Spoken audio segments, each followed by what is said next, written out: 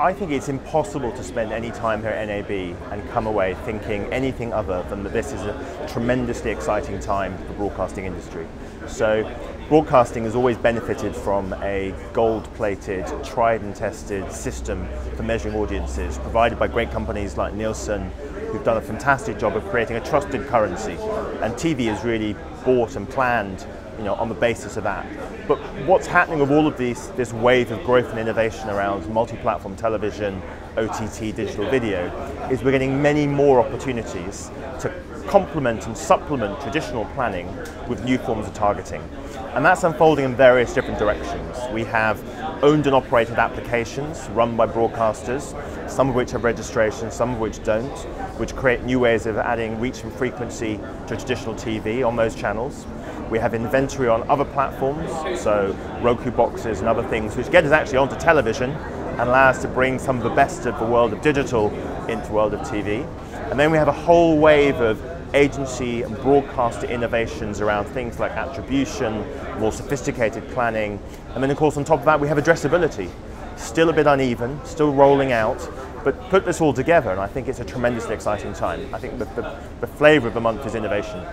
So sort it out between the US and the UK and other parts of the world. I think the problem for any big international broadcaster is that each individual geography is moving at its own pace and speed. So in the UK, we're just moving to a new measurement panel system, which will do a much better job at taking account of multi-platform viewing. In the US, we have slightly different approaches. You have two big measurement providers who are both adapting what they do to do multi-screen.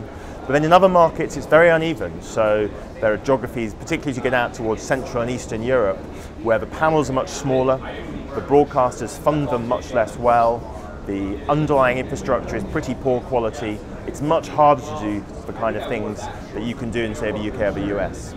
And if you're, say, Viacom, so you have channels in all of these geographies, or any big international broadcaster, it means that you don't really have an option to do a one-size-fits-all solution. You're going to have to do something slightly different in every market. And we work with broadcasters for whom that's a big problem. You would like to be able to unlock pan-regional campaigns more than you can currently do so, or have a sort of single, easy point of sale, like a Facebook or a Google can offer. But it's difficult for broadcasting. We're seeing a lot of fragmentation, and that fragmentation is increasing, not decreasing.